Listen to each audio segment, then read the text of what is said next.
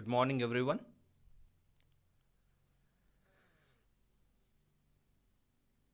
So let's wait for the students to join. Good morning, guys. It's already 10:30. Yeah, good morning, John. John is viewing. Yeah, good morning, John. Others, come fast, John. Come fast, guys. Anusha, good morning. Yeah, so just now I finished my class from 9:30 to 10:30, so which I give a presentation on design of plate girders. So with more practical examples, so we had a class in the morning session. Sorry, excuse me. Yeah. So today we are going to start up with the design of beams and what do you mean beam exactly? What are the different types of beams there in the real structural applications? Good morning, Kavita. Okay, so then after we will start with the what are the possible modes of failures of beams, and let's start designing those beams under those failures. Okay, so based on the code IS 800 2007. So I request all of you guys, please have a code book along with you.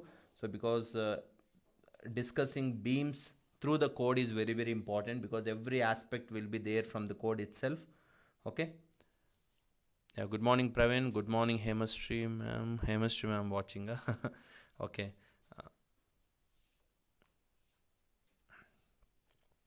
yeah, so let's wait for few minutes. So then we'll start with the design of beams. Okay.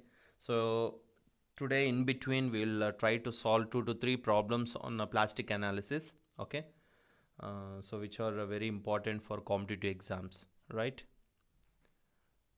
Yeah. Good morning, Pawan Kumar.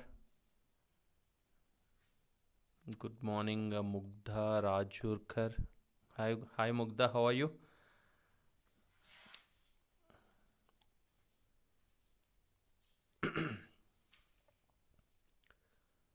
Right.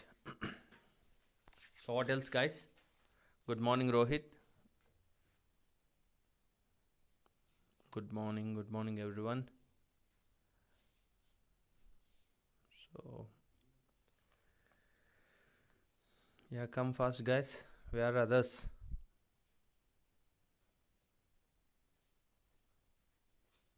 Pawan Kaushik. Good morning.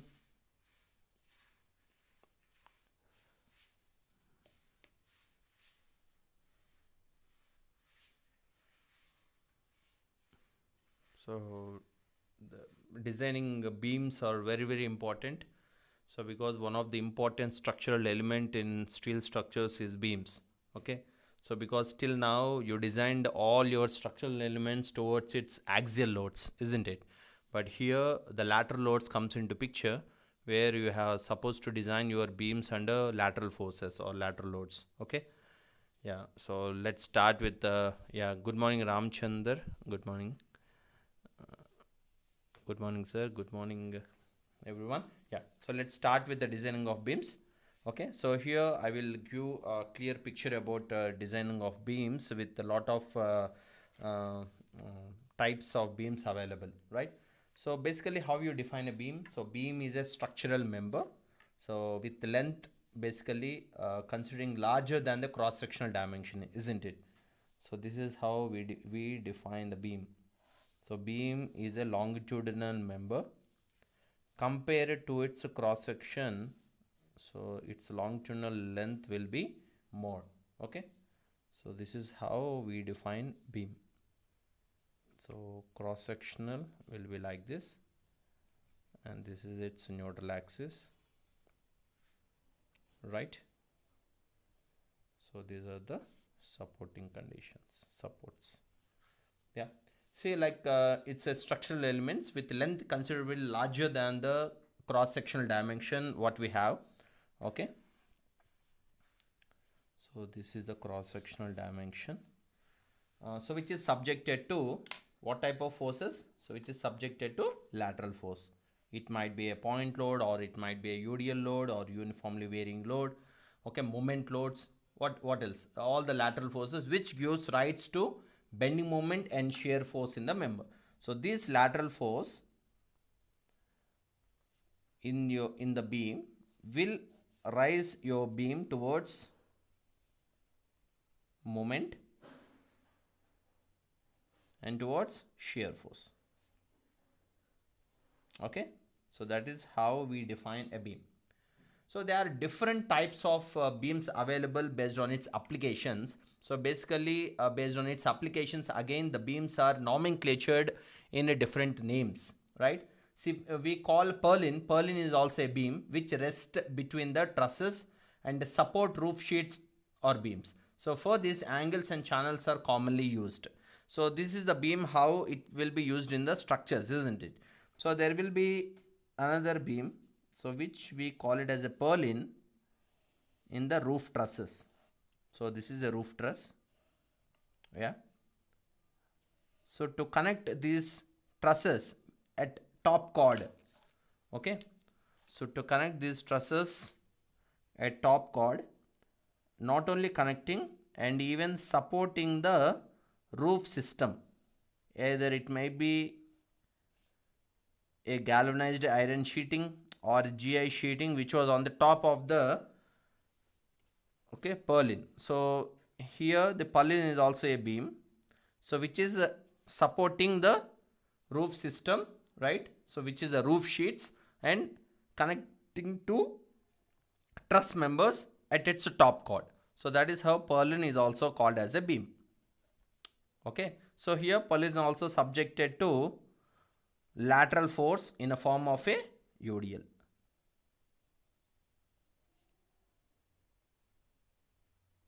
Okay, so that is how we define purlin. So basically we prefer beams as an I sections in the steel structures, but T section can also be used as a beam. But where we use, so T sections basically we prefer as a beams in water tanks to support steel plates. So we prefer T sections as a beams, okay, in water tanks. What water tanks? In steel water tanks. So to support what? To support steel plates. Okay, so that is how we make use of T sections as a beams. But here in this purlins, we can make use of angle as a purlin, C section as a purlin, I section as a purlin, right? And even the circular sections can also be used as a purlins. So these are the sections which we use as a purlins in the roof trusses. Coming to beams, so we can make use of beams like majorly we use I section as a beam, right? So if not, we can make use 2 C sections as a beam, right? Or we can make use 4 angular sections as a beam, right? And even a hollow rectangular section can also be used as a beams. Okay, so this is how we can make use of these sections in your beams. Yeah, so in buildings basically I sections are commonly used as beams. So for heavier roads, I sections with additional plates which are connecting on the flames are also to be used. See, when the load is heavy, we have to use I section, which is an hot rolled I section,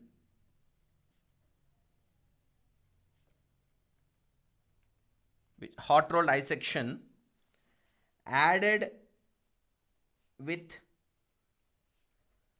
plates on top and bottom of the flame. See how we designed these compound sections in the column. The same way, when the load is heavy, your I sections are supposed to be designed along by adding a plates on top and bottom of the flanges. So we call them as a built up beams. Okay, so which are like this. So this is your hot rolled I section, isn't it? Right? by adding a plate on the top of the compression flange, bottom of the compression flange, plate, plate, hot rolled I section. Okay, so this we call it as a built up column, or sorry ma still we are in beams, column, built up beams or compound beams. Okay, so where these two are going to be welded here. So this is the portion where they do welding. Got it? So that like this we can make use of beams which can be built based on the carrying capacity, right? In the same way, if the still heavier sections are required, then we go for the built up beams, so which we called as a plate girders. Okay, so let me show you that also, because sometimes we can call even girder is also a beam, but we can't call every time beam as a girder. Okay, understood? So we can't call beam as a girder every time, but we can call girder as a beam. Why? Because the action of girder is same as like the beam. So when still heavier sections required, so when we use heavier sections required for carrying heavy loads,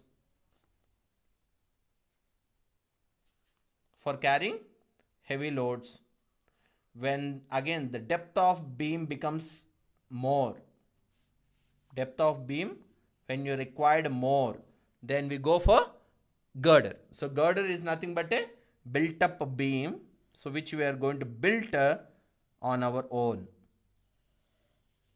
So this is how the girders are going to be prepared. Okay, this web is going to be welded here to the tensile flange, and web is going to be welded on the top compression flange. So in girders, top is a compression flange, okay, bottom is a tensile flange, and this is your web. Yeah, so this is called as a built up beam. Technically we call it as a girder. Okay, so based on the applications the names will get changed. Okay, right. So the next one, a structural member which is subjected to transverse loads along its longitudinal axis, we call it as a beam, isn't it? So now when provided in buildings to support roofs, so they are called joists. So how? For example, so this is your longitudinal beam. So these are called beams. Okay, so when these beams are supported laterally like this,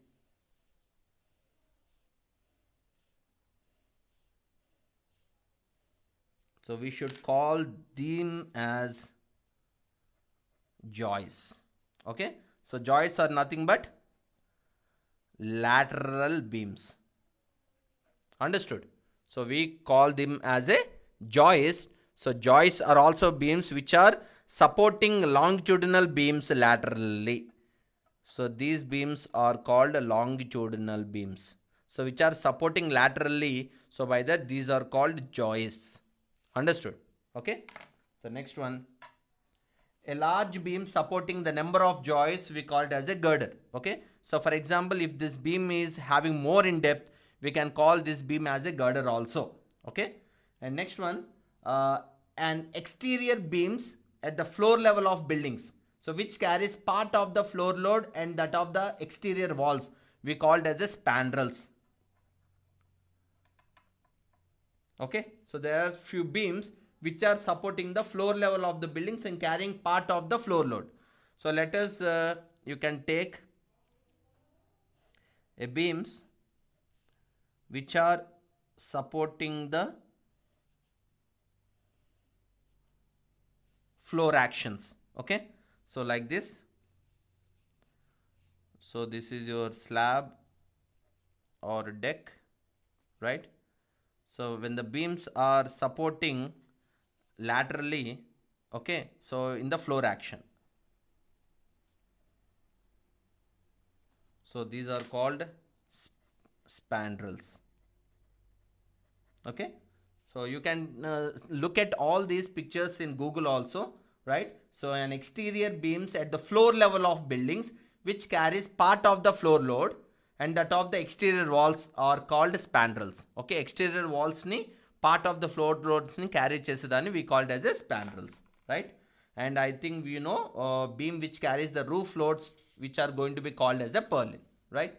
And next one, we all know for supporting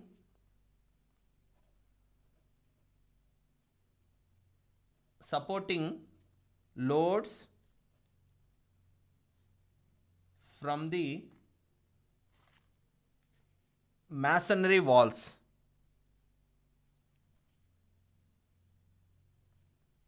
okay, or openings means like doors, windows, okay, etc. So they are called, for example, so you can consider, so there is a brickwork like this,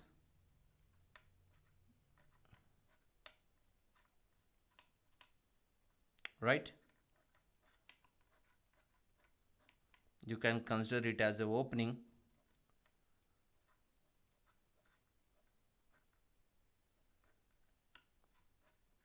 Okay, so whatever the beam we provide at the opening on the top to support this masonry wall or even at the openings, so this is called lintel.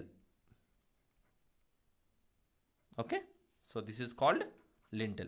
So this is how lintels are also acting as a beam. Why? Because lintel is also an horizontal member which is subjected to lateral force. Okay, so that is how we can define even lintel is also a beam, right? And the other one, a horizontal beam which is spanning the wall columns of industrial buildings used to support wall coverings, right? So there is another beam which we called as a gut, a horizontal beam spanning the wall columns. What do you mean wall columns? So your column is completely in the form of a wall, so which we usually use them in industrial buildings. Okay, industrial buildings, so use it to support wall coverings is called a gut. So let us take a complete wall which is acting as a column, right? Ayo, sorry.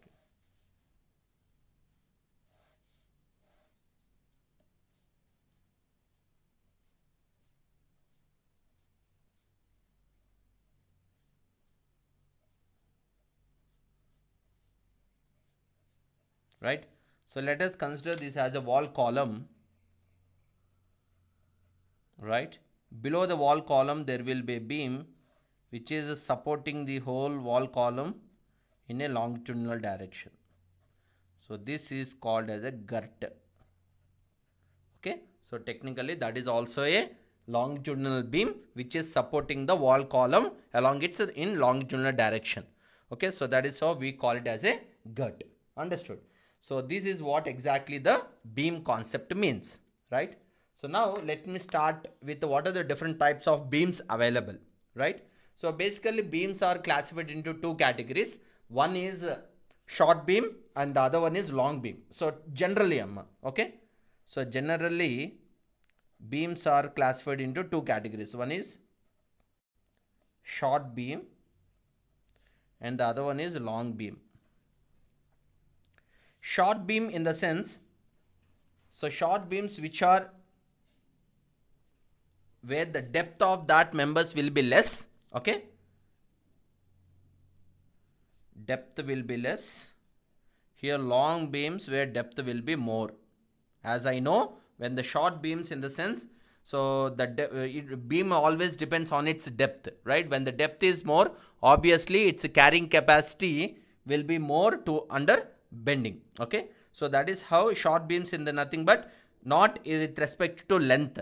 Okay, definitely when length increases, obviously depth of the beam also will get increase. Okay, so short beams where the depth is less, long beams where the depth is more. Not only depth, so length also will be usually less. When the depth is more, you can increase even the length also for the more spans, right? So that is how we can differentiate. And one more thing, the short beams are supposed to be designed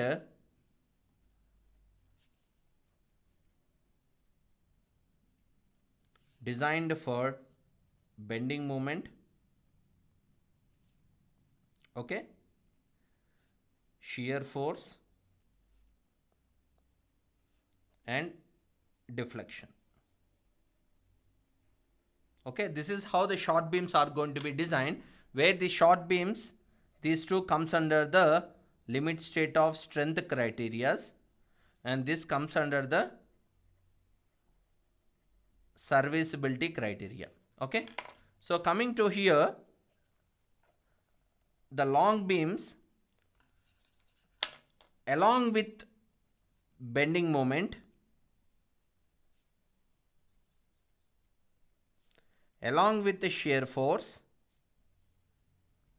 along with the deflection, to design your long beam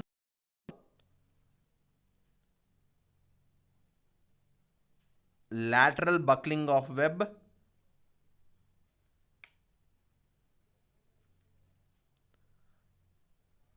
web crippling, web crushing. So these are the additional things where your web is supposed to be designed. Why? Because in short beams your depth of the web will be less, but in the long beams your depth of the web will be more. So when the depth of the web will be more, obviously your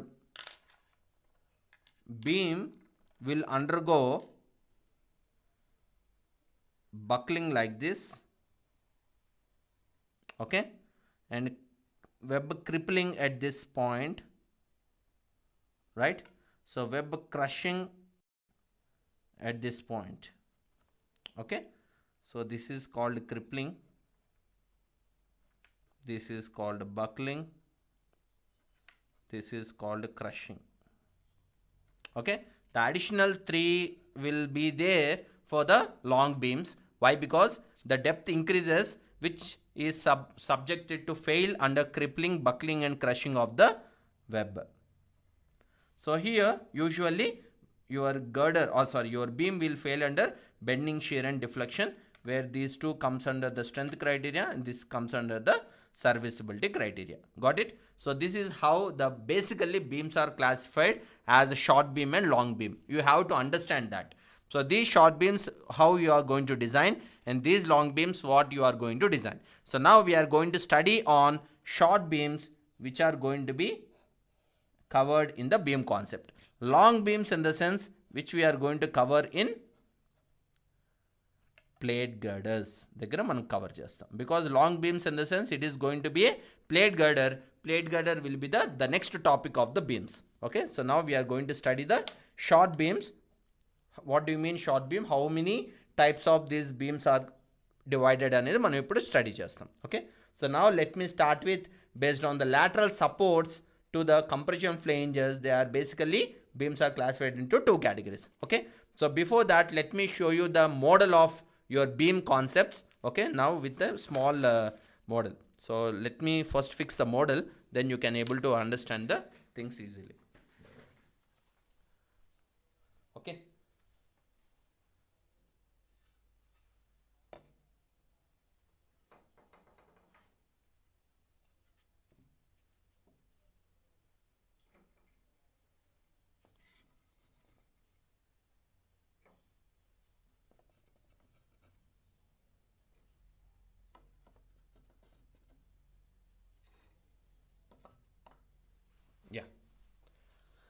So now you are seeing it careful, right?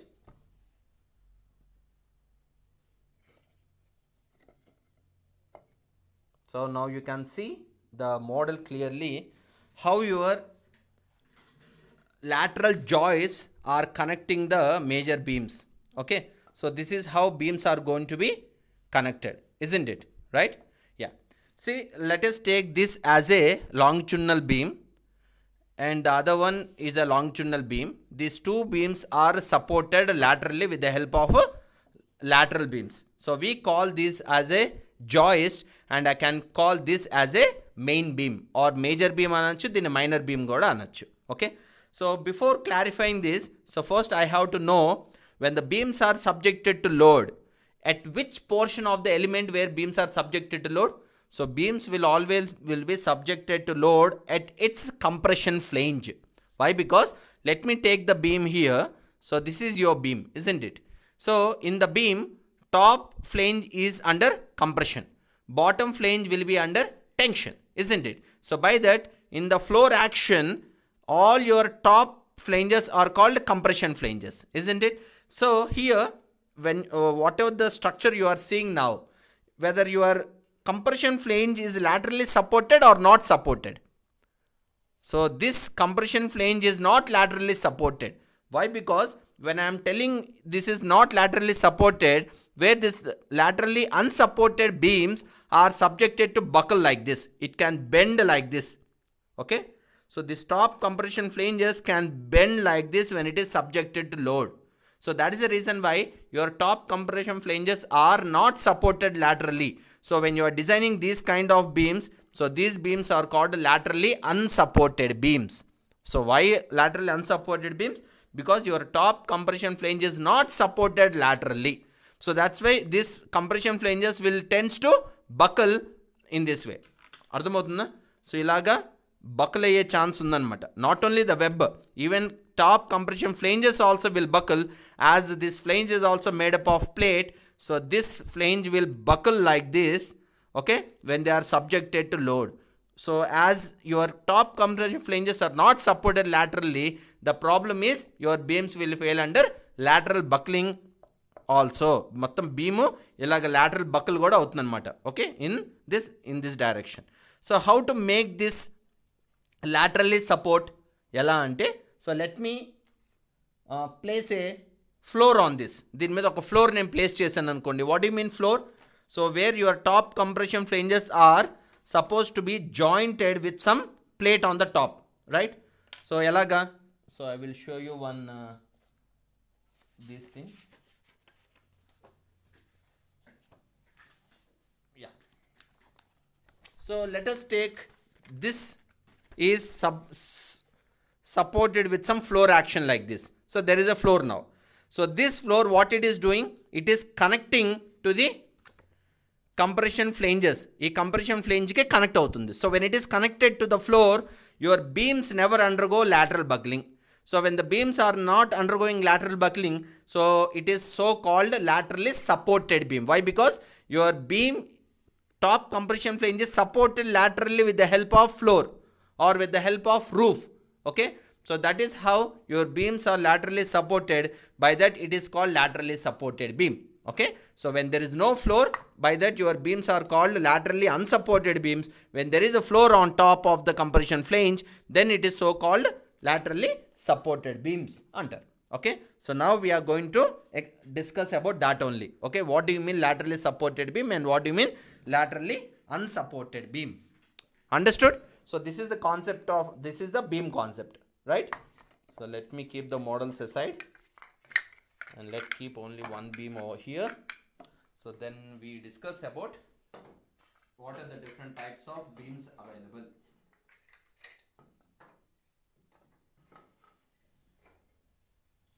Okay, yeah.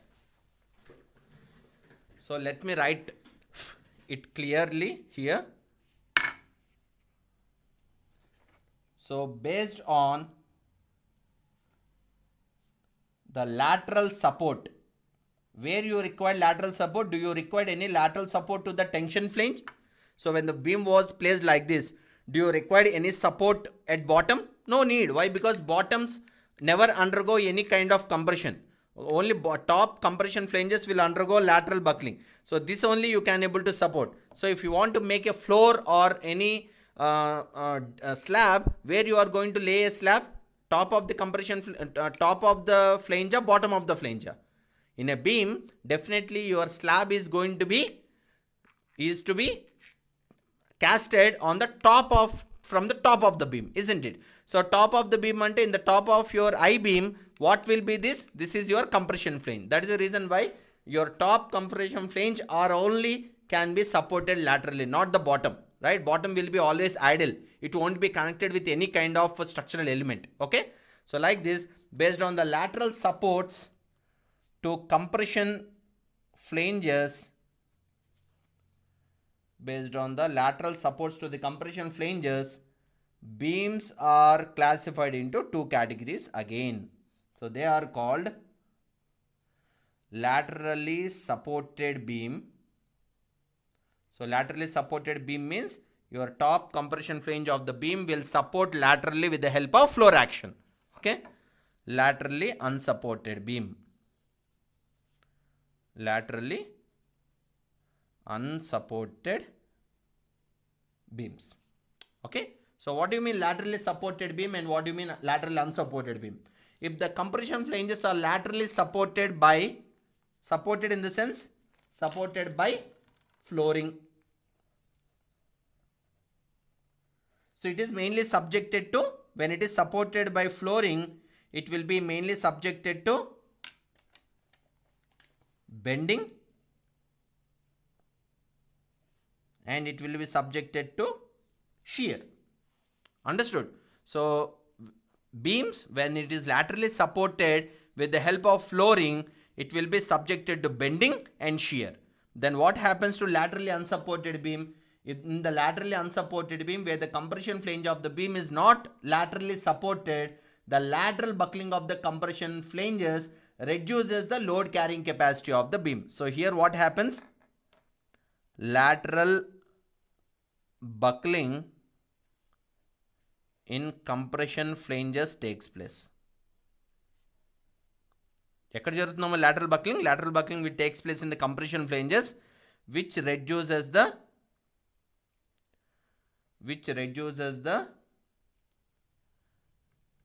carrying capacity of the beam.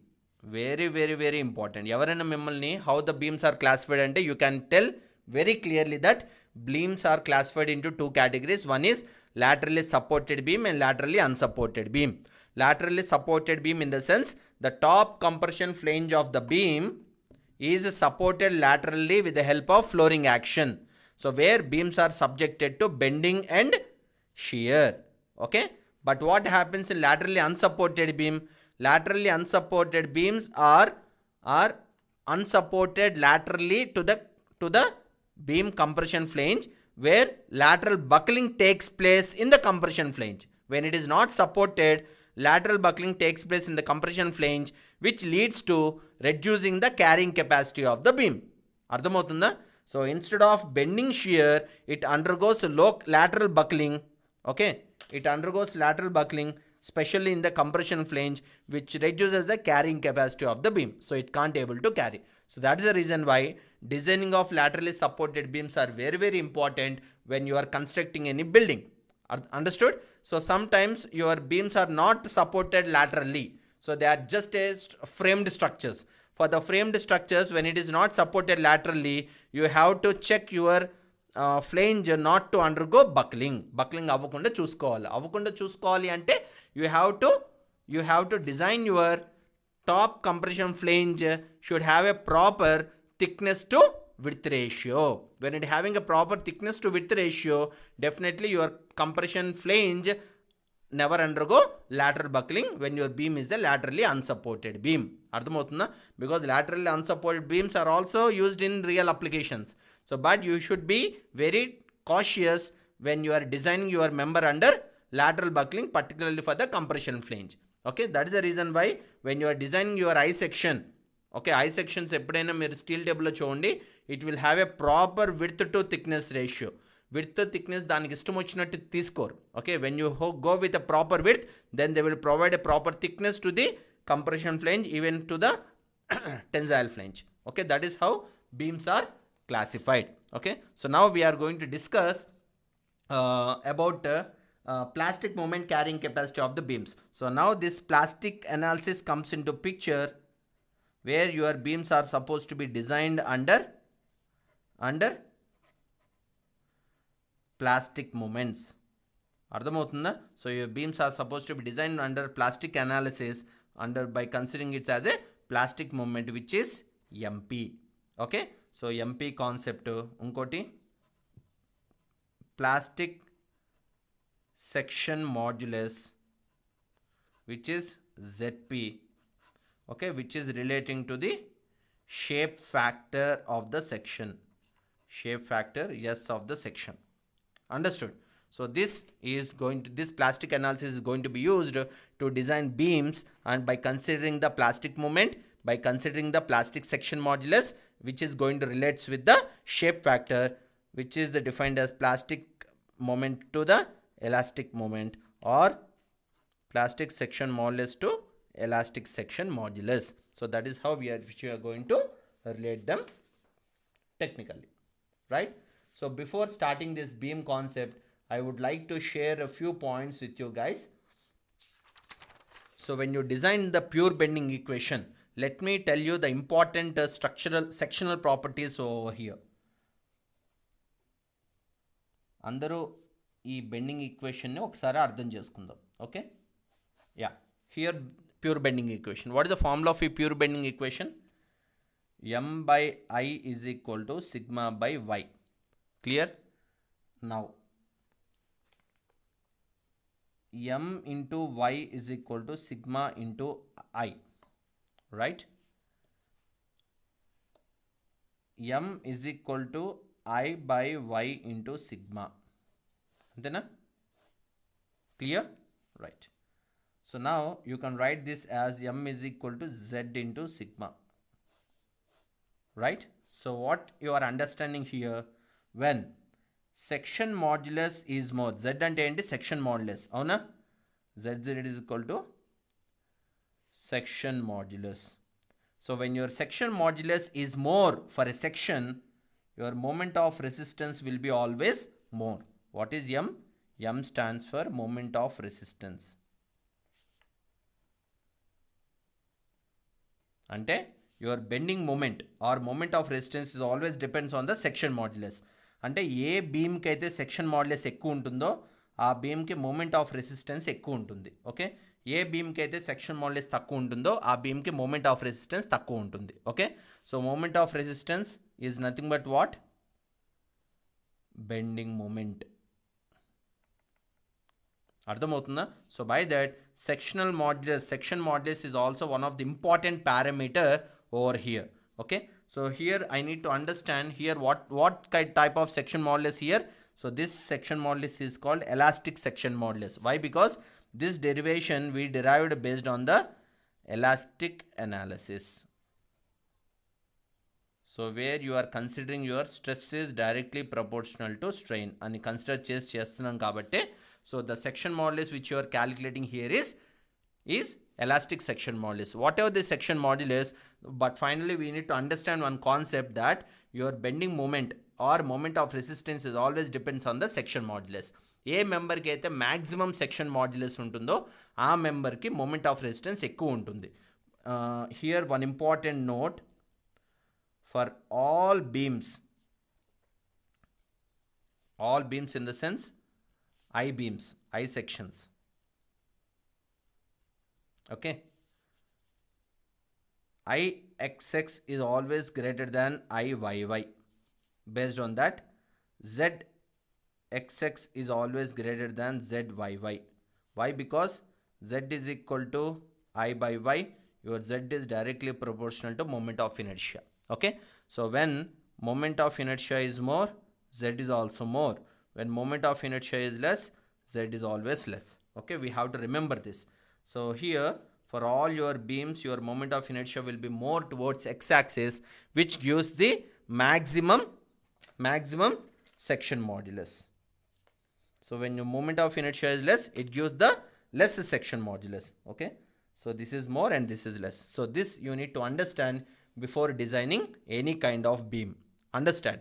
So now no need to explain it again over here. What do you mean plastic moment? What do you mean shape factor?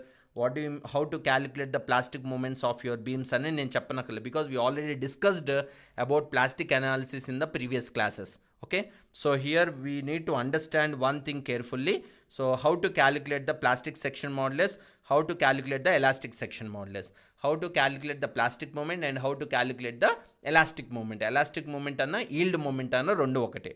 Okay, that we need to understand carefully. So before that, so one important topic I would like to explain here is classification of cross sections. Classification of cross sections. So why plastic analysis comes into picture? Why? Because in plastic analysis, your moment which you are going to consider is a plastic moment. It is under collapse load. It is under ultimate load. So that is the reason why we are going to consider the plastic moment for calculating the what? Calculating the moment of resistance at the collapse load. Okay. So let me tell you how the beams are going to be classified. Here beams are going to be classified based on its different cross sections. Okay. So let me draw the graph first. How the beams are going to be classified based on its cross sections. So this graph is which is relating to the stress versus strain. Let us take your beam, so which is falling under this graph. So let me draw the graph first. Okay, like this. Like this. Yeah. Okay, in this way. See, till this, so this graph, linear graph, is called slender. So when your beam is falling under this category, so then your beam is going to be called as a slender cross section under. Okay, when your beam is falling under this category, so this is called semi compact section under. Okay, so when your beam is falling under this category, so this is called compact section under. Okay, and this condition is called plastic section under, which is attaining its ultimate point. Clear? So this is the cross section of the beam when it is subjected to tension. This is the stress strain curve. At this point, whatever the moment you calculate, that moment is called yield moment, or it can also be called as an elastic moment under. So at this point, whatever the moment you calculate at its ultimate load, this moment is called plastic moment. So this moment is called plastic moment and this moment is called elastic moment. Okay, so this moment you are going to calculating at its plastic zone and this moment you are going to calculate at its elastic zone. Mari ikkada మనం calculate చేసే moment ఏం moment అమ్మా ఇది? So this moment is called elastic moment. అర్థమవుతుందా? ఈ moment elastic moment అన్నమాట. So ఎందుకు? Because here you used elastic analysis where your stress is directly proportional to strain. You derived this relation under elastic zone. Okay, where your stress is directly proportional to strain అనే ఒక assumption ద్వారా మీరు design చేశారు కాబట్టి, so that is how the moment what you are calculating from the pure bending equation is going to be the elastic moment. Okay, at yield point, at the yield point, this is your yield point. Okay, but the moment which you are calculating at the plastic zone, which is going to be your ultimate point. So this point is called the collapse load, collapse or ultimate load under. Okay, at this load you are going to calculate the plastic moment. Okay, so you need to identify in which section your beam is going to be falling under. Okay, first you have to calculate the beam sections, in which category it is falling, whether it is falling under slender section, semi compact section, compact section, plastic section అనేది మనం calculate చేయాలి. How you are going to calculate whether it is falling under slender, semi compact, compact, plastic అంటే, so please all of you open your code book, page number table number 2, page number, one second, page number 18. Andaram. So please all of you open table number 2 in page number 18. Okay, so this table is clearly showing you limiting width to thickness ratio. Okay, limiting width to thickness ratio. So based on the width to thickness ratio of your beam, understood? So this beam, based on its width to thickness ratio, your beam is going to be classified under different sections. In sections are class of sections: plastic section, compact section, semi compact section, slender section. Okay, so what the slender section is falling under what? Slender section దీంట్లో ఇవ్వలేదు. ఎందుకు? Slender section is falling under elastic zone. Elastic zone లో ఉన్నవన్నీ slender sections. Okay, semi compact అంటే partial, it is a starting stage of plastic అన్నమాట. Compact plastic లోనే ఉంటుంది, permanent deformation, where there is no stress, there will be only increase in strain. So that zone we call it as a strain hardening zone antam. So this plastic zone which is reaching at its ultimate point, so this is how your beam sections are going to be classified. So based on its limiting width to thickness ratio, you have to check whether your beam is falling under which section. దీనిలో ఏ section లోకి follow అవుతుందో మీరు చూడాలి. So here see first hot rolled section. Here you are calculating B by TF. చూసారా, width to thickness ratio. When the width to thickness ratio is 9.4 epsilon. What is epsilon? Epsilon is nothing but root of 250 by Fy. The root of 250 by Fy is nothing but 1. So when your value is 9.4 or less than, then your beam is falling under plastic section. When it is 10.5 or less than 10.5, which is falling under compact section. 15.7 or less than this, then it is falling under semi compact section. So like that you have to check your beam width to thickness ratio, depth to thickness ratio. ఇక్కడ చూడండి D by TW. What is D by TW? D by TW stands for depth of web to thickness of the web, width of web flange to thickness of the flange. So like that you have to check the limiting width to thickness ratios of the beam and check whether it is falling under which class. Which class. ఆ class బట్టి we have to decide and we have to design your member. అర్థమవుతుందా? So because your beam designs formulas are given in your code based on the sections. Plastic సెక్షన్కి ఒక formula, compact సెక్షన్స్కి formulas, అలా vary formulas ఉంటాయి. So before starting any design, first you have to check whether your beam is following under which class, which class సెక్షన్లో follow అవుతుందో ముందు మనం check చేయాలన్నమాట. Okay, that is very very important before you start the design. So which is relating with the graph. ఇది చూసారా, ఈ గ్రాఫ్లో అన్ని నేను ఒకసారి చూపిస్తున్నాను. In this graph, if your beam is following in this linear zone which is under slender. Slender అంటే ఏంటి? At this point your stress, bending stress diagram ఎలా ఉంటుంది? Your bending stress diagram will be like this. Clear? In the semi compact section, your bending stress diagram will B also like this, which is having the more deformation. In compact section, how your graph will be? Your graph will be like this. In plastic section, completely your graph will be like this. Chusara? Right? See, in the same picture, I am showing the 4 variations of the beam, where it is falling under slender, semi-compact, compact and plastic. So if it is falling under slender, your stress strain diagram, bending stress diagram will be like this. As I know, here in slender section, your MD ante design of moment is equal to ZE into Fy avutundi. Okay, ante here you are going to consider the elastic section modulus. Why? Because this zone is under elastic zone. So here, how to calculate MD? Here also you can calculate the design moment based on the elastic section modulus of the section. So in compact section, your moment, design moment is to be calculated based on the plastic section modulus. Why? Because your compact section is under plastic zone. Even here the design moment you are going to calculate with the plastic section modulus only. Okay, so by that you can see clearly this zone is elastic zone and this zone is plastic zone. So this is plastic zone and this is elastic zone. Clear? So this is what I need to understand carefully, right? So see how the graph is varying. If the graph is varying from linear to non-linear, okay, elastic to plastic, yielding to fracture, I mean yielding to ultimate fracture. So that is what we need to understand from the stress strain curve of the beams, right?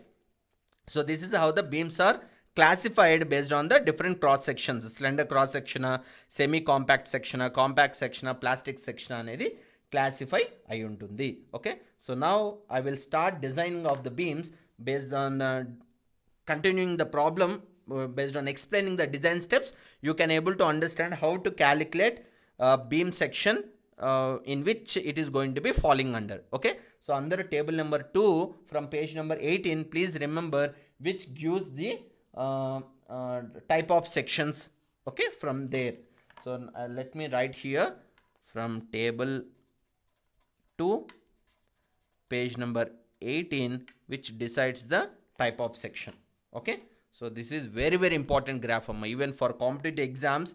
This table gives a clear picture on understanding about the elastic analysis and plastic analysis, about the yielding and about the ultimate.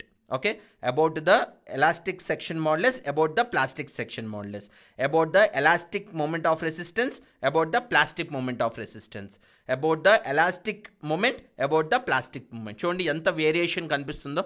So that we need to understand carefully. Clear? Right. So now let me start the design procedure for beams.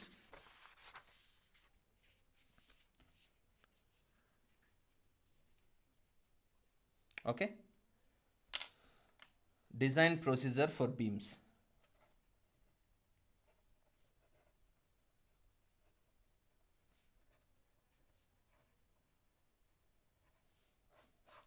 So basically beams are supposed to be designed based on steps kada.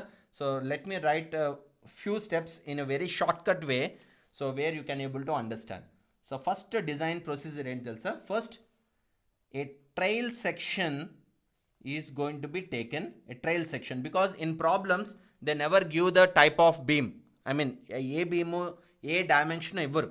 So by that you have to go with the trail section, okay, and check whether the trail section is under which beam section అనేది ముందు మనం check చేసుకోవాలి. And then after you have to design your beam under bending, shear, deflection, and then whether your trail section is safe or not అనేది మనం check చేయాలి. If your trail section whatever you chosen is not safe, then what you have to do, you have to go for the redesign. Understood? So first a trail section is selected assuming it is going to be a plastic section. Okay, ముందు మీరు ఒక trial section తీసుకుంటారు assuming, so it is going to be fall under plastic section గా ఉంది అని ముందు మనం assume చేసుకుంటాం. ఓకే, అది ప్లాస్టిక్ సెక్షన్ కాదా అనేది after selecting your section from the steel table, there you can check your beam under limiting width to thickness ratio whether it is falling under plastic section or not. అప్పుడు మన తర్వాత మనం check చేయొచ్చు. But before checking you have to first choose the section కదా. So first you have to choose a section in a form of a trial base. After choosing, then it is checked for the class it belongs. Then it is checked under class it belongs. మీరు ముందు plastic section అని తీసుకుంటారు, తీసుకున్న తర్వాత we need to check under which class it belongs. ఏ class అది? Classes ఉంటాయి మనకి, క్లాస్ 1, క్లాస్ 2, క్లాస్ 3, క్లాస్ 4. ఏ క్లాస్ కిందకు వస్తుంది ఇది అనేది మనం చెక్ చేస్తాం. Okay, so what are this classes? This క్లాసెస్లో class 1 stands for plastic, class 2 stands for compact, class 3 falls under semi compact, class 4 falls under slender. So this we have to check. అంటే ముందు మనం plastic section అని assume చేసుకుని ఒక section steel table నుంచి మనం select చేసుకుంటాం. Then practically we have to check whether it is falling under which section, అది ప్లాస్టిక్ అయినా కాంపాక్టా సెమీ కాంపాక్ట్ అనేది చెక్ చేస్తాం. Okay, then third step you have to check for shear strength. So ఇమీడియట్గా ఆ బీమ్ని షియర్ స్ట్రెంత్కి చెక్ చేయాలి. And next you have to check for bending strength. Okay, and next you have to check it for deflection. So this is how you have to design your beam. Ardhamotunda? So these steps are for what? For what? For which beams? For laterally supported beams. Laterally supported beams ki design steps. Okay, then what happens to laterally unsupported beams? Unsupported beams, you have to check it for additional ga em check cheyali. Additional to this, you have to check it for buckling strength, web buckling, and web crippling. Lateral buckling strength which is under compression flange. అర్థమవుతుందా? So చూడండి ఎంత సింపుల్గా నేను ఇక్కడ explain చేశాను. So these are the design procedure for the beams. So in this design procedure, first you have to go a trial section of a beam considering it as a plastic section. Second, you have to check based on the limiting width to thickness ratio in which section it is falling under. Third one, you have to check for shear strength, check for bending strength. Fifth one, you have to check for deflection. So this design procedures is for laterally supported beam. Additionally, when your beam is a laterally unsupported beam without any floor on the top of the compression flange, you have to check your beam additionally to this for buckling strength of the compression flange and web buckling and web crippling. So ivi kuda manam check cheyalsi vastundi. Clear? So this is what a design procedure for beams. Understood? Ema andarki ardhamainda? So this is what about the design procedure. Cheppandi, have you understood? If you are understood with this concept, then I will start with the design steps. Design formulas code lo nenu meeku explain chestanu ippudu. Please guys tell me, have you understood or not? You need to respond. If you respond, then I will start with explaining about the design steps of your beams. I mean design formulas.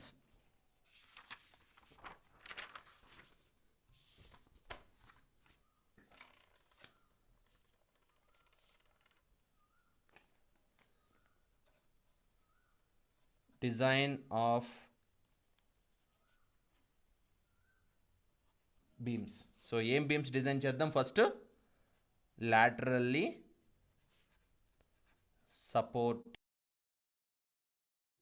supported beams ముందు start చేస్తాం. Okay, so design of beams ఎక్కడ ఉందో చెప్తాను, note చేసుకోండమ్మా. Design of beams are in page number 52 clause 8. Okay, 8.2. Okay, from there you are going to calculate the design of beams, right? So go with design steps, sir. Understood? Okay then, yeah. So let me start with the design of beams. So your design of beams, first I will start with the shear check. Okay, so first I will start with the shear.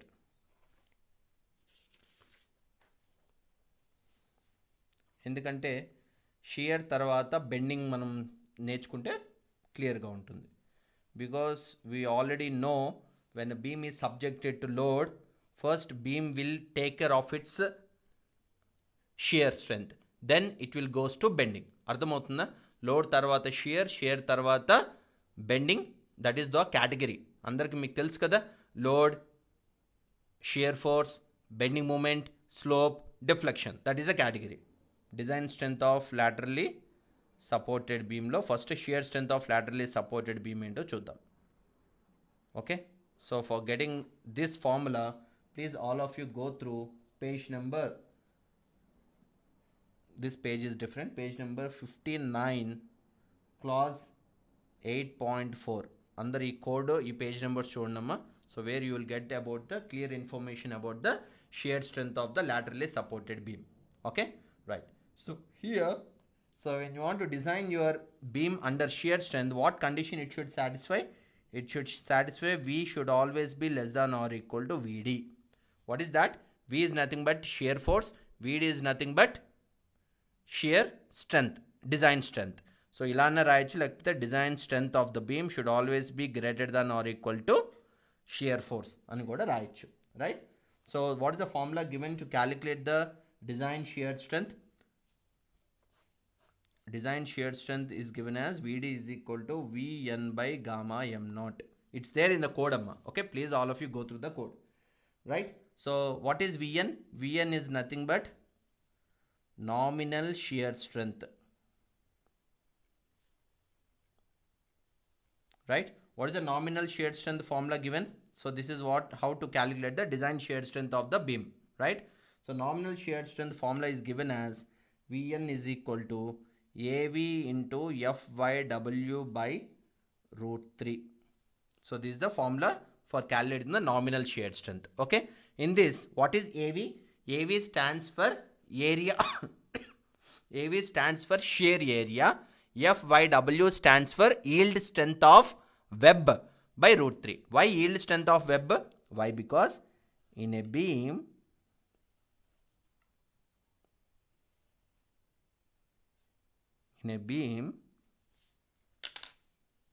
web is designed under shear. ఇది అందరికి తెలుసు కదా, clear? Web is designed for shear. Flanges are designed for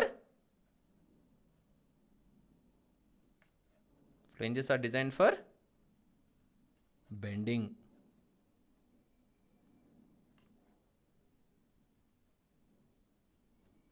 Clear?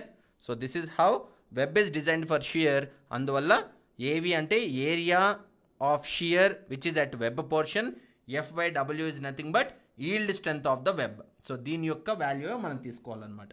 Okay, so as per the code how to calculate AV అంటే చాలా క్లియర్గా code value ఇచ్చారు. ఒకసారి చూడండి అందరు కోడ్, నేను కోడ్లో చూపిస్తాను మీకు. See shear V is less than or equal to VD. How to calculate VD? VD is nothing but Vn by gamma m naught. How to calculate Vn? Vn is nothing but nominal shear strength. Nominal shear strength can also be called as the nominal plastic shear resistance అంటారు. ఎందుకు plastic shear resistance? ఎందుకంటే ఇక్కడ మనం design చేస్తున్నంత plastic analysis where you are going to design your beam under plastic theory.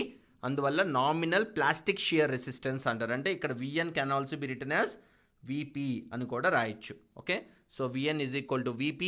VP is nothing but plastic shear resistance which is equal to AV into Fy by root 3. What is AV? AV is nothing but shear area. FYW is nothing but yield strength of the web. How to calculate AV? AV అంటే ఏంటి? Shear area. చూడండి 8.4.1.1 లో చాలా క్లియర్గా ఇచ్చారు. The shear area may be calculated as given below. For I and channel sections, the major axis bending will take place like this. This is the shear area of I and channel sections. Okay, how to calculate shear area of I and channel sections? Hot rolled section ki shear area H into TW. Welded sections ki D into TW.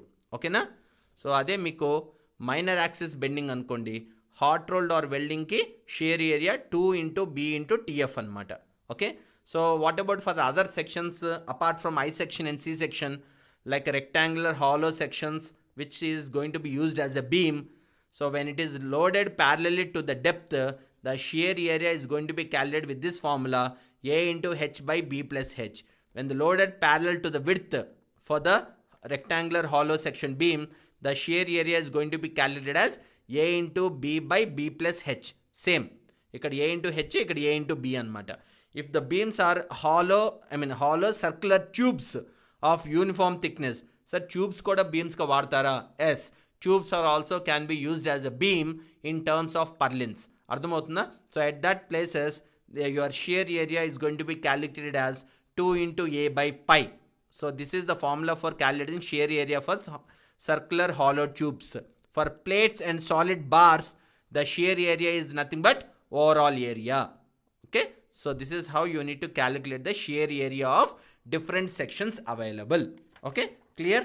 అందరికి అర్థమవుతుంది కదా ఏవి, అందుకే నేను ఇక్కడ రాయట్లేదమ్మా. Just you need to go through the code for calculating the shear areas of the different sections. ఇక్కడ నేను I beams are majorly known as a beams కాబట్టి నేను ఐ బీమ్స్కి ఈ మేజర్ యాక్సిస్ బెండింగ్ ఒకటి నేను చెప్తాను. Okay, so because it is different. Hot రోల్డ్కి అయితే హెచ్ ఇంటూ టీడబ్ల్యూ, వెల్డెడ్కి అయితే డి ఇంటూ టీడబ్ల్యూ అంటున్నారు కదా. So what is this? I will try to explain you. Okay, so now in major axis bending, AV for pen అయిపోయిందమ్మా. AV for hot rolled సెక్షన్స్కి, hot rolled section అంటే ఏంటి? ఇది hot rolled section. Okay, AV for welded. Welded అంటే ఏంటమ్మా? Welded అంటే built-up section అని అర్థం. Okay, how the your built-up section looks like this. So there is a difference కదా. వెరీ ఇంపార్టెంట్ అమ్మా, ఎందుకంటే బీమ్స్ ఐ బీమ్సే ఎక్కువగా మనం డిజైన్ చేస్తుంటాం. ఎగ్జామ్ పాయింట్ ఆఫ్ వ్యూలో కూడా ఐ బీమ్సే చాలా ఇంపార్టెంట్ కాబట్టి దీంట్లో నేను ఎక్స్ప్లెయిన్ చేస్తున్నాను. Okay, what is AV for hot roll steel sections? H into TW. What is AV for welded section? D into TW. Okay, ఇది చాలా జాగ్రత్తగా గుర్తుపెట్టుకోండి. Okay, now I will let you know what do you mean H. TW అంటే ఏంటమ్మా? TW is nothing but thickness of the web, isn't it? ఇక్కడ కూడా TW is nothing but thickness of the web. Okay, now what is H in hot rolled section? H అంటే ఏంటో తెలుసా? చాలా క్లియర్గా చూడండి అమ్మా. హెచ్ అంటే ఇప్పుడు ఇది హాట్ రోల్డ్ సెక్షన్ కదా. In the hot rolled section, your web is mixing with the flange. Kada? Your web is mixing with the flange. So by that, you have to take H as total height ga తీసుకోవాలి. Clear? So why? Because your web is this. This is your web. Why? Because in hot rolled section, your web will also involve into the flange లో కూడా ఉంటుంది కాబట్టి. Okay, and coming to welded or built up sections, your D is going to be taken as this. Why? Because these two are going to be welded here. So these two elements are acting as a different parts గా act అవుతున్నాయి కాబట్టి you have to take the depth of web only from the joint of the flange web నుంచి కింద వరకు తీసుకోవాలి. Thickness is DW. But for hot rolled sections you have to take H as overall depth in the I section. Why? Because it is a hot roll section. Your web action will be there from the top to bottom. ఇక్కడ కంప్లీట్గా web action ఉంటుంది కాబట్టి ఇది మొత్తం డెప్త్గా తీసుకోవాలి. చాలా చాలా చాలా ఇంపార్టెంట్ అమ్మా. ఇది చాలా మందికి ఈ కాన్సెప్ట్ తెలియదు. అందరూ హెచ్ని ఓవరాల్గా తీసేసుకుంటారు, డెప్త్ని కూడా ఓవరాల్గా తీసేసుకుంటారు. No, when your beam is a hot rolled beam, you have to take H as overall depth గా తీసుకోవాలి. when it is a built up beam or welded beam like this, దీన్ని girders కూడా మనకి ఇలాగే యూజ్ చేస్తాం, అవునా? So this is for girders, this is for normal hot rolled beams. then you have to take D as only web depth అన్నమాట. okay, this is how you are going to calculate AV. so once you calculate AV, you know F by W, which is yield strength 250 by root 3, will use the nominal shear strength of beam or plastic shear strength of beam. Once you know Vn by gamma m naught, 1 point will use the design shear strength of beam. Okay, this is how your beams are going to be designed for shear strength. Right? Clear? అందరికి అర్థమైందా ఇది? So after designing your beam under shear, then you have to start designing your beam under bending moment. Okay, so the next I am going to start with design of beam under bending. అందరికి మీకు shear అర్థమైంది అని అంటే then I will start with bending. Please respond. అందరికి అర్థమైందా? Beam design for shear strength of laterally supported beam. ఏమా అందరికి అర్థమైందా? Please look at and tell me any doubts here.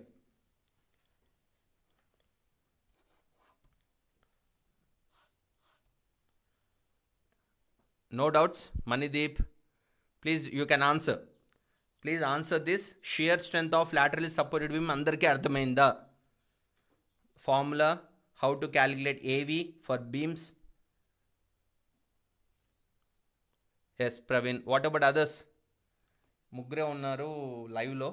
At least other two can also respond whether you understood the shear strength of laterally supported beam or not. Then I will start with the beam design. I mean beam design for bending.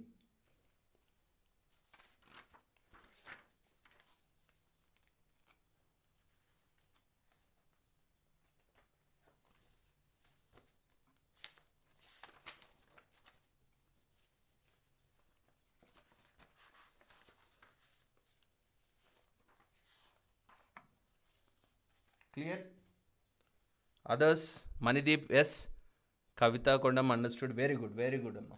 Next, I will start with the bending strength of laterally supported beam. Okay. So let me start with the second one. Bending. No worries అమ్మ, నేను ఒక మంచి పెద్ద problem కూడా చేస్తాను beams మీద, అప్పుడు ఇంకా చాలా బాగా అర్థమవుతుంది how we are making use of this formulas అని. Bending strength of a laterally supported beam. Okay, right. See, for this laterally supported beam, so you need to go through page number bending ki page number 53 lo clause 8.2.1.2 చూడాలి. Okay, right. As like in beam shear, ఇక్కడ కూడా అంతే. Your condition is M should always be less than or equal to MD. What is M? M is nothing but bending moment. MD is nothing but bending strength. I mean design bending strength.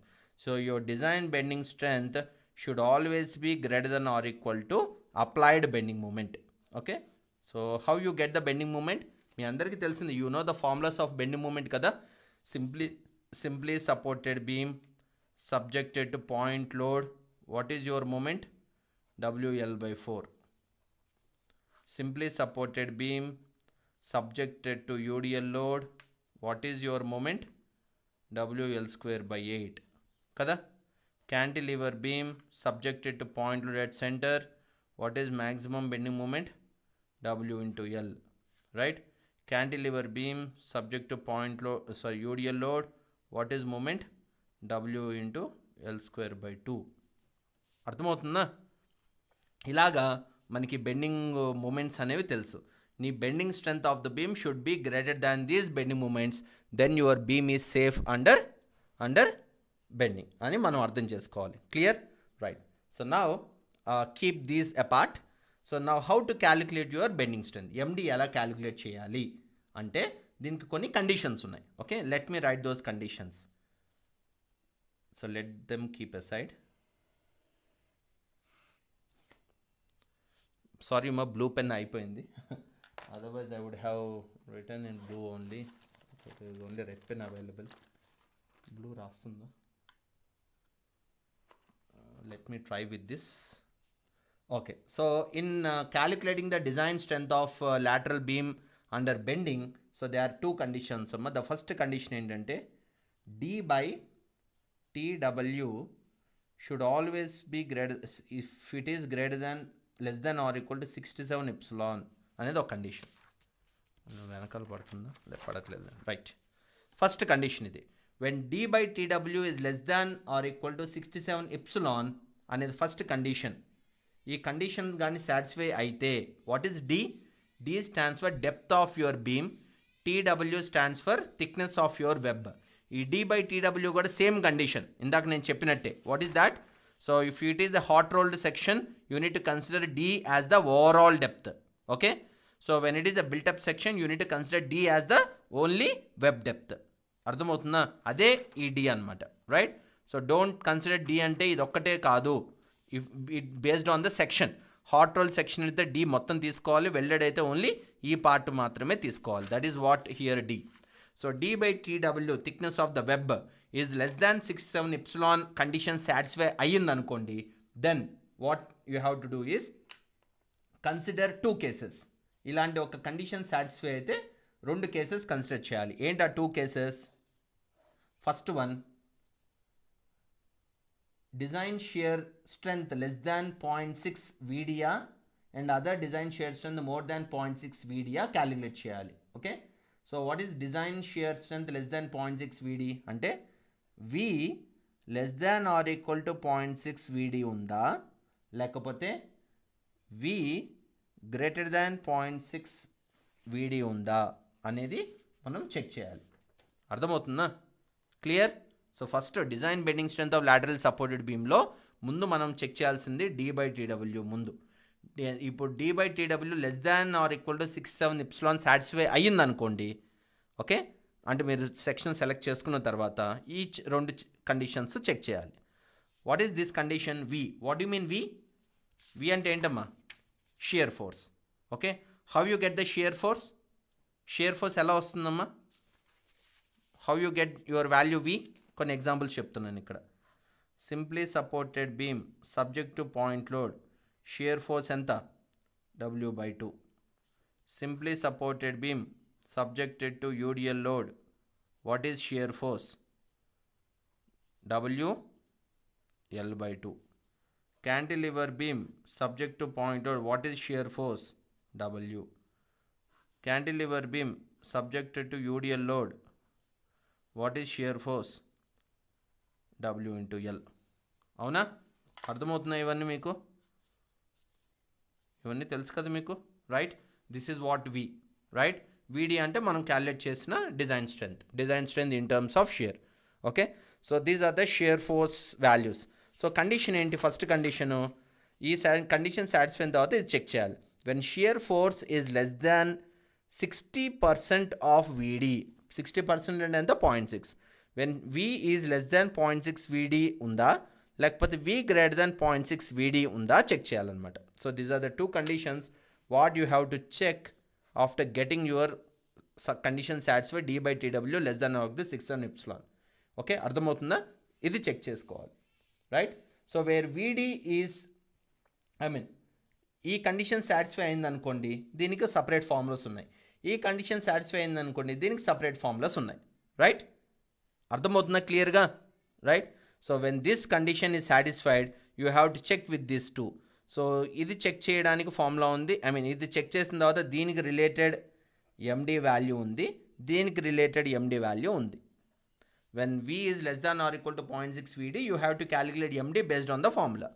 When V is greater than 0.6 VD you have to calculate MD based on the formula. దీనికి formula ఉంది ఈ కండిషన్కి.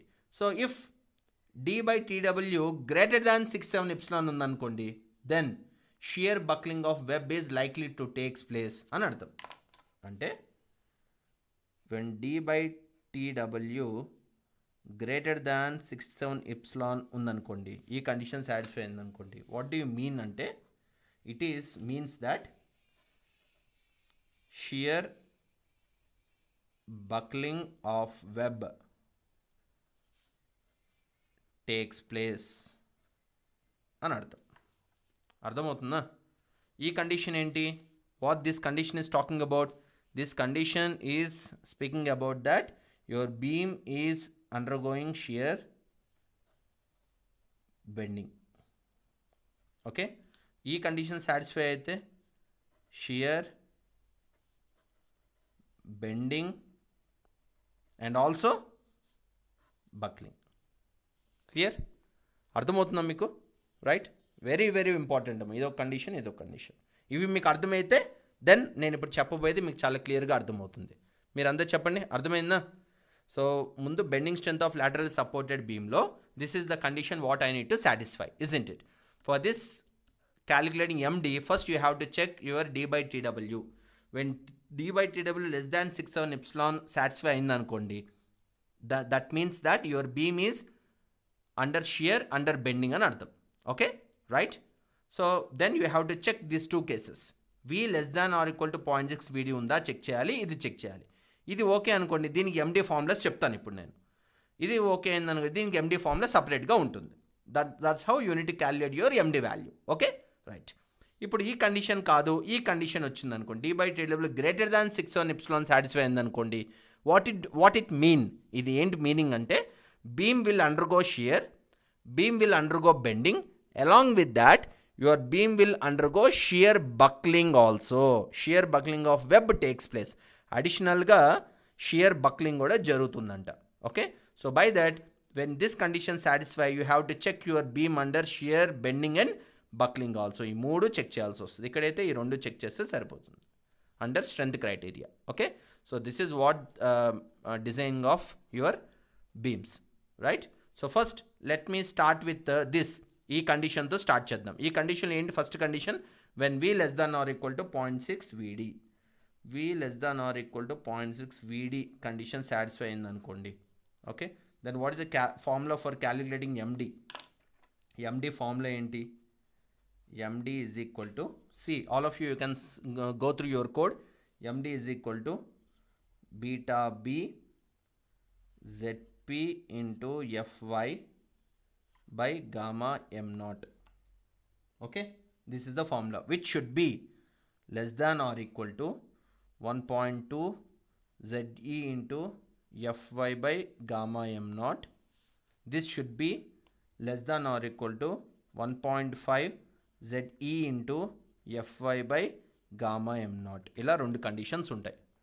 అర్థమవుతుందా? So when your md is going to be calculated with the formula beta b into zp into fy by gamma m naught. చూడండి, మీకు code కూడా చూపిస్తాను నేను. Please you can go through the code 8.2.1.2. the md formula is given as beta b zp into fy by gamma m naught.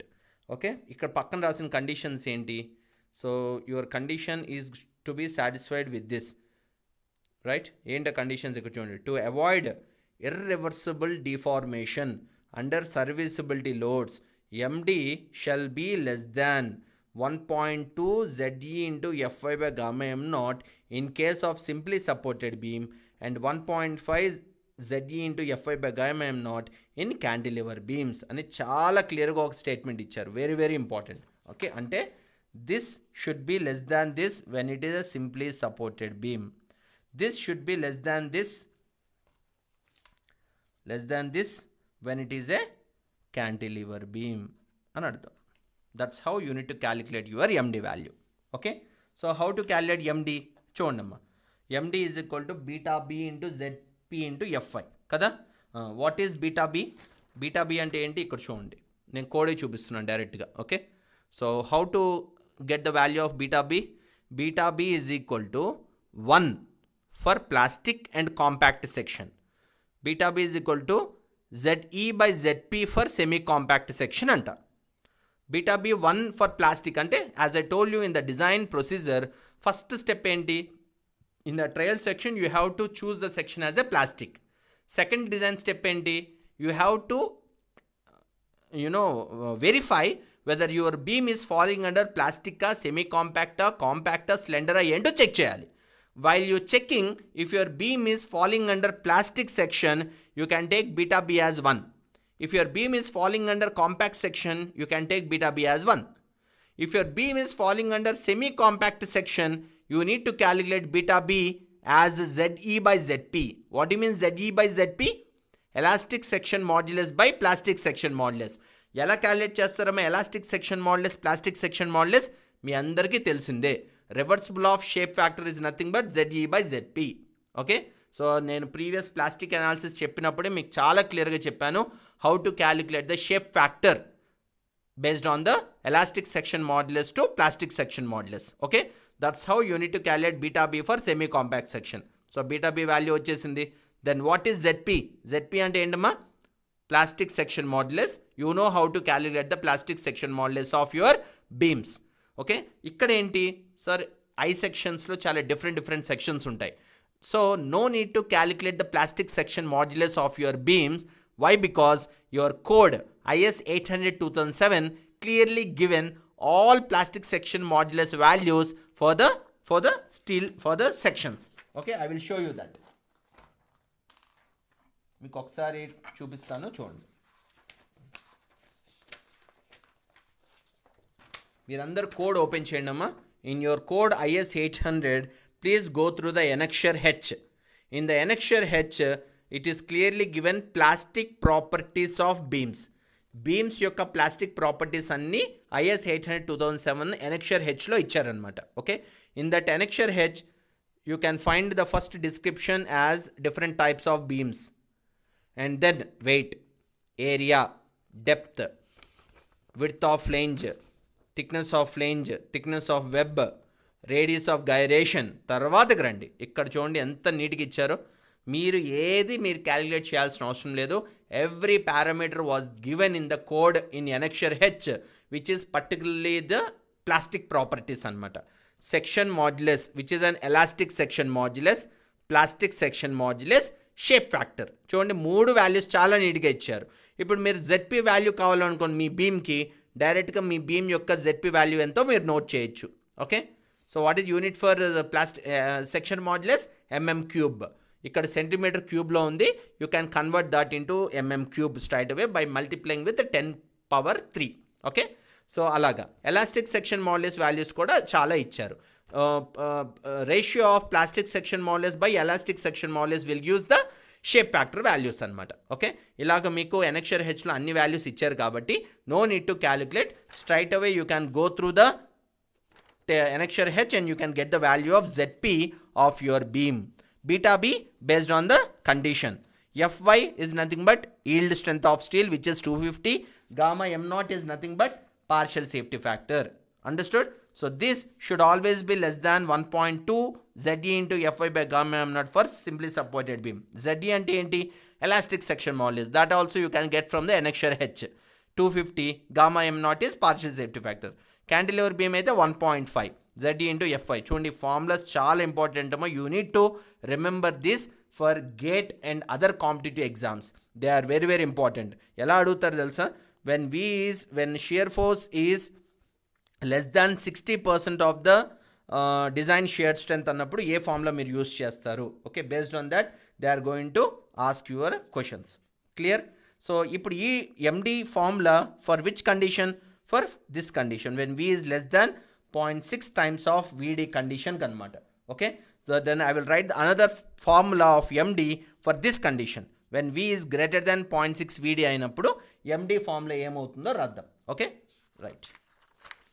So the next condition is second one. When V is greater than 0.6 VD ayindanukondi, then how to calculate MD? MD is equal to MdV anta. Ante MD value is going to be equal to MdV value when your shear force is greater than 0.6 times of the design shear strength of the beam. Aithe then how to calculate MdV? MD is equal to MdV annar kabatti let me write the MdV value. See, MdV values were given in the code again with the formulas. ఒకసారి same మీరు page number, నేను page number చెప్తాను, you can go through the page numbers again. So please all of you look at one second అమ్మా. Yeah, page number 70. అందరు page number 70 open చేయండి. In page number 70 those formulas are given. Okay, so like this. ఇదిగోండమ్మా, చూసారా? In page number 70 అందరు కనిపిస్తుందా? Page number 70లో MdV value ఇక్కడ ఇచ్చారు. MdV is equal to when V is greater than 0.6 VD, MD is equal to MdV అంట. Okay, how to calculate MdV? MdV you are going to calculate with this formula.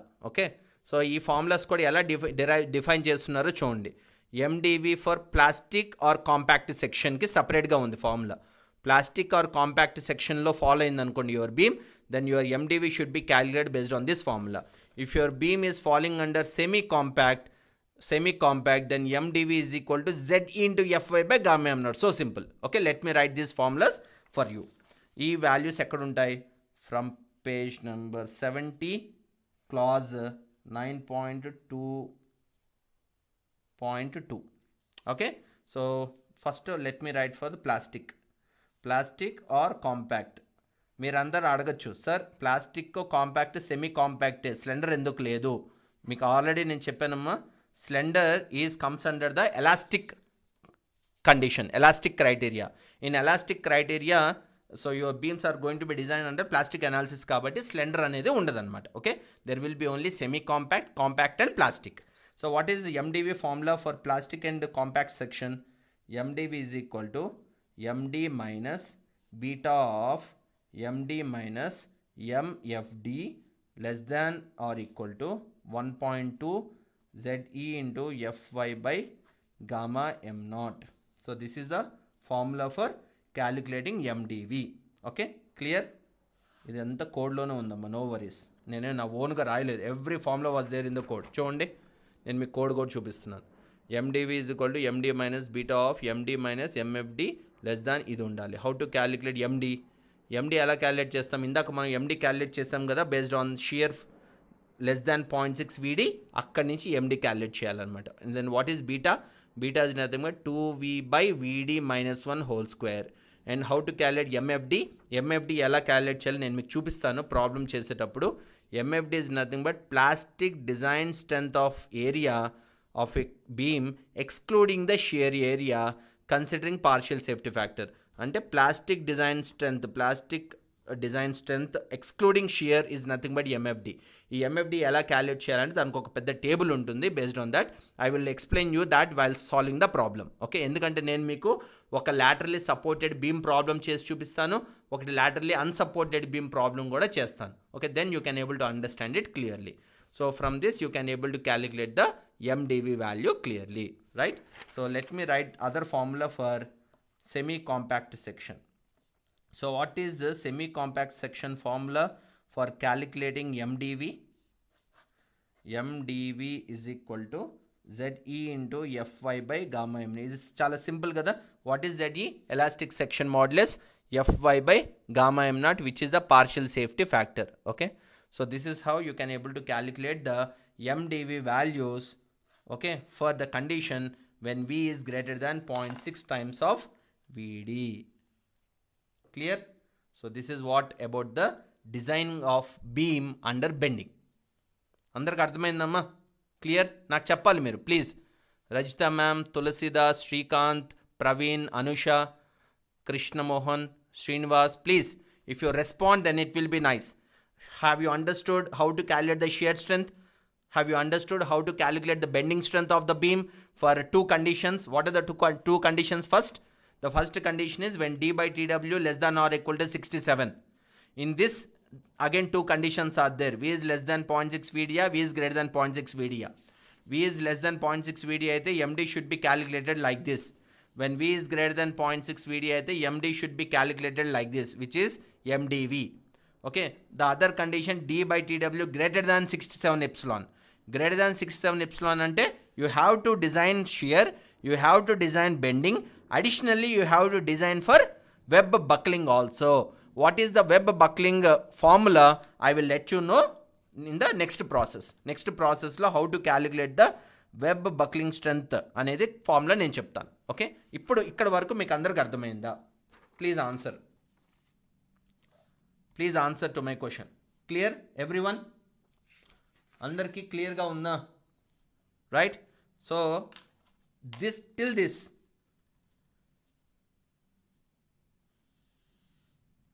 design formulas are completed for calculating strength criteria.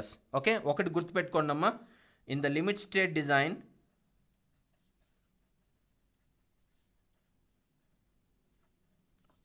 two conditions ఉంటాయి, అవునా? What are these two conditions? One is limit state of strength,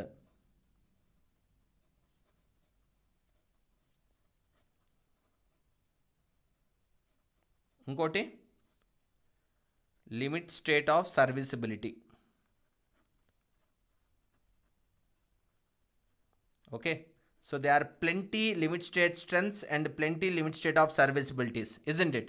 Out of which for satisfying the plastic analysis we have to design limit state of strength in two conditions. మనం రెండు చేసాం, ఏంటి? ఒకటి shear, ఇంకోటి bending.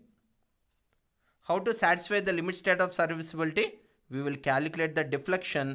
We will check the deflection and let's see what is the limit state of serviceability. ఇలా రెండు మనం satisfy చేస్తాం కాబట్టి ఇది లిమిట్ స్టేట్ డిజైన్ అవుతుంది ఇక్కడ.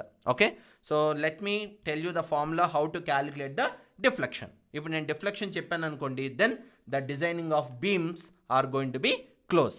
Okay, after doing two problems on one is laterally supported beam, then I will discuss about web buckling strength and web crippling strength, and then we will design one problem on laterally unsupported beam. Clear, right? ఈ విధంగా మనం problem solve చేస్తాం. Limit state design లో shear strength formula note చేసాం, bending strength note చేసాం. ఇప్పుడు deflection చెప్తాను. చెప్పిన తర్వాత tomorrow we are going to solve one problem on laterally supported beam. After completing that, we will go with the second condition. In second condition, when d by tw greater than 6/7 epsilon ante your beam will undergo web buckling kabatti we have to write down the design formulas for web buckling and web crippling. After writing those, we will solve one problem on laterally unsupported beam. That's it. So these are the two problems will be there in the designing of the beams. మీకు రేపు exam లో కూడా any one problem may ask you in the designing of the beams. అర్థమవుతుందా? So అలాగా. So now let me write down how to check the deflection check. Okay, deflection check ఎలా check చేస్తామో చూద్దాం. Deflection comes under the limit state of serviceability. అందరూ ఇది కూడా కోడ్లోనే ఉంది చూడండి, ఏది కోడ్ కాకుండా ఉండదు. మీరు కోడ్ని ఒక బైబిల్గా మీరు ఎప్పుడైతే ట్రీట్ చేస్తారో everything you can able to get from the code itself. So please all of you see page number 31, table number 6. This gives the limits, deflection limits istundi anamata. Okay, this deflection limits istundi. Please you can go through this, right? So table number 6 deflection limits istundi. So in this there are different types of buildings available. Deflections, vertical deflection, horizontal deflection. Okay, dan tarvata dead loads, members, supporting conditions, maximum deflections. So here for different buildings, industrial building undi, other residential buildings unnai. Based on the deflection, based on the load, based on the member, simply supported member, cantilever member, adi beam, gantry, what is that, floor, roof, because floor is also a beam which is having less in depth. Avuna? So roof, floor or roof, they are also called as a beam. మీరు ఎప్పుడైనా slab design చేశారా? Slab is also going to be designed under bending, isn't it? Why? Because slabs are also something like a beam which are having less in depth. Ante difference. Okay, so based on the supporting conditions, all deflection limits are given here. Okay, all deflection limits are given here. మనకి ఇచ్చిన problem condition బట్టి ఏ deflection limit ఉందో మీరు check చేస్తారు. Okay, let me write the deflection limits. No need right, నేను ఇక్కడ deflection limits రాయట్లేదు. How to check the deflections. So మీకు కొన్ని ఎగ్జాంపుల్స్ చెప్తాను ఇక్కడ.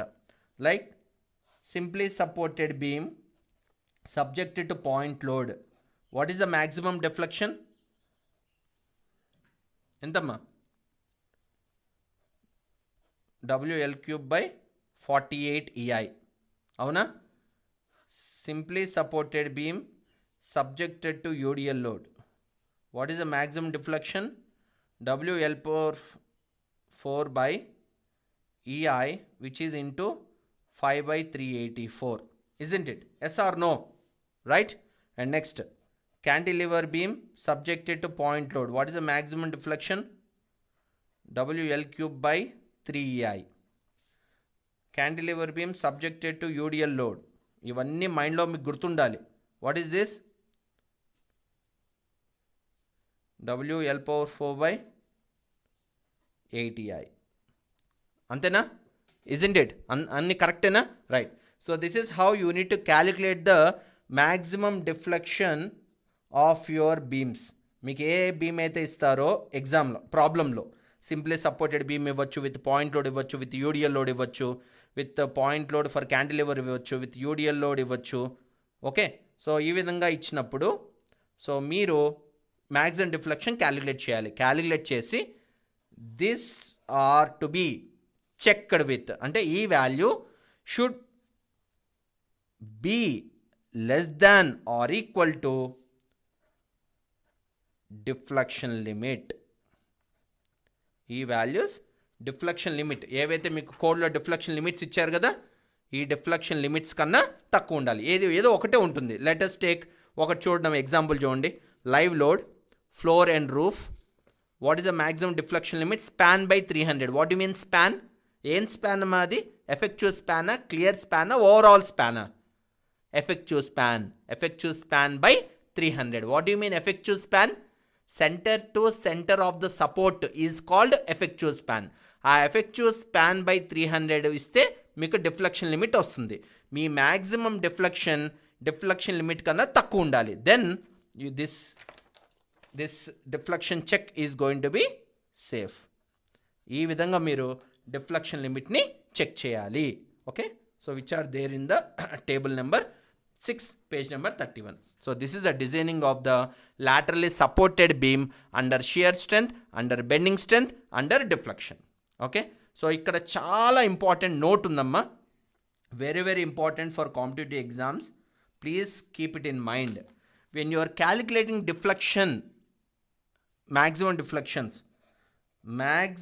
deflections is to be calculated only for working loads. చాలా ఇంపార్టెంట్ ఈ స్టెప్. ఈ పాయింటే చాలా ఇంపార్టెంట్. అంటే whatever the deflections you calculate over here, W, ఇక్కడ డబ్ల్యూ అంటే ఏంటి? లోడ్ కదా. This load is not a factored load, this load is a working load. Okay, so W is equal to working లోడ్కి deflection calculate చేయాలి. అర్థమవుతుందా? ఇది కూడా రాస్తా.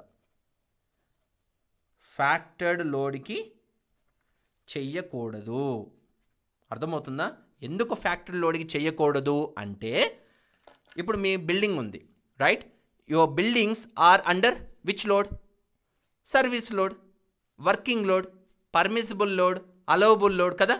ఇప్పుడు అదంతా వర్కింగ్ లోడ్లోనే ఉంది కదా. అంటే డిఫ్లెక్షన్ అనేది ఎప్పుడు వస్తుంది? లాంగ్ టర్మ్ సర్వీసబిలిటీ క్రైటీరియాలో ఎప్పుడో కొన్ని ఇయర్స్ తర్వాత వస్తుంది. అన్ని ఇయర్స్ వరకు కాన్స్టాంట్గా ఉండే లోడ్ ఏంటి? వర్కింగ్ లోడా కాదా? Isn't it? This working load it might be a dead load alone. Member యొక్క డెడ్ లోడే లైఫ్ లాంగ్ ఎప్పుడూ ఉంటుంది. So then working loads are to be considered to calculate the deflection under serviceability criteria. Okay, you should not consider any factored load for calculating deflection under serviceability criteria. Very important note amma idi competitive exam kuda.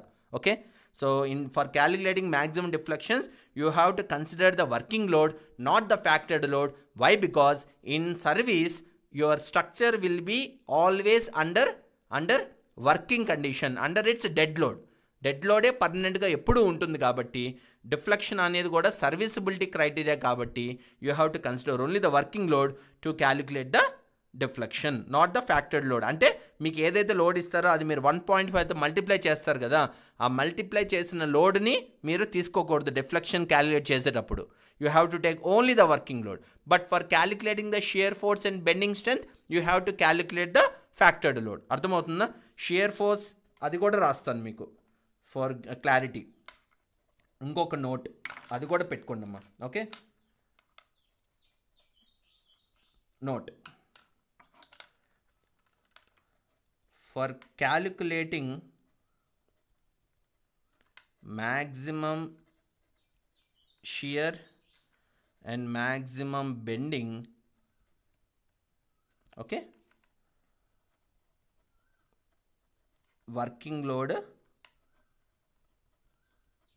factored load లో factored లోడే consider చేయాలి, working load consider చేయకూడదు. ఓకేనా? క్లియరా? మీ అందరికీ doubt clear అయిపోయిందా? Right. So ఇవి చాలా ఇంపార్టెంట్ అమ్మా, ఇది మీరు మైండ్లో పెట్టుకోవాలి when you are solving the problems. Right. So this is the designing of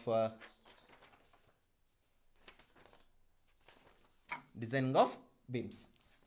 అందరికి అర్థమైందా? Please, if you are fine, then I will start problem tomorrow on laterally supported beam.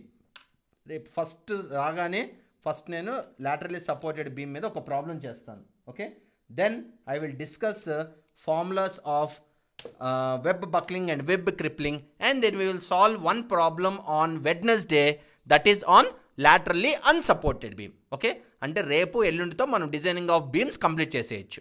ఓకేనా శ్రీనివాస్ పిఎస్కి వెరీ గుడ్ అమ్మా, నీకు అర్థమైంది. Whatever others please respond అమ్మా. Rajitha ma'am, Anusha, Praveen, Srikanth, Krishnamohan, everyone please, మీ అందరికీ designing of beams అర్థమైందా? ఏ కండిషన్ ఎప్పుడు తీసుకోవాలి, ఏ కండిషన్ ద్వారా డిజైన్స్ మూమెంట్ క్యాలిక్యులేట్ చేయాలి, ఏ లోడ్స్ని కన్సిడర్ చేయాలి డిఫ్లెక్షన్లో, how to calculate the deflection formulas, how to check the deflection limits, అన్నీ అర్థమైందా క్లియర్గా?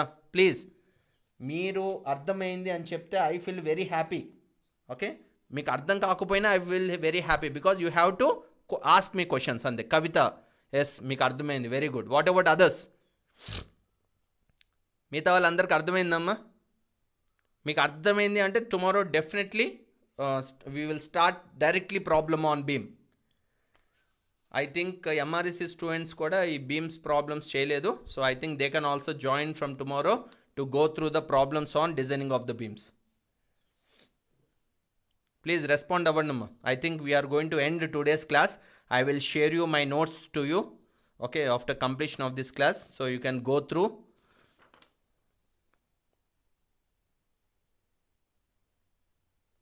Right? What about others? Fine. So shall I close today's class? So I will start problem tomorrow on designing of laterally supported beam. John, మరి నువ్వు విన్నావో లేదో నాకు తెలియదు John. So fine. Others madam, Rajitha ma'am, are you clear with these concepts? Beam concepts అర్థమైంది కదా? Very important ma'am. So if you understand these beams, then understanding plate girder is very very easy. So why? Because beams always never be called as a girder, but girders can be called as a beam. Anduvalla girder design kuda beam design lage untundi. The only thing is some additional parameters will comes into girder design. Apart from regular beam design like shear, bending and deflection, like web buckling, web crippling, there is another design procedure will be there for girder in terms of designing the web stiffeners and flange stiffeners. Web stiffeners like longitudinal web stiffeners, vertical web stiffeners and into the flange stiffeners, ఇవి design చేయడమే ఎక్స్ట్రాగా ఉంటుంది అనమాట plate గర్డర్స్లో. Rest of everything will be same as like the beam design. Okay, John, you understood, very good. What about others? Okay, so you can reply me even after my class. Okay, so thank you so much for today's session. So then we will start problem tomorrow, right? Thank you guys.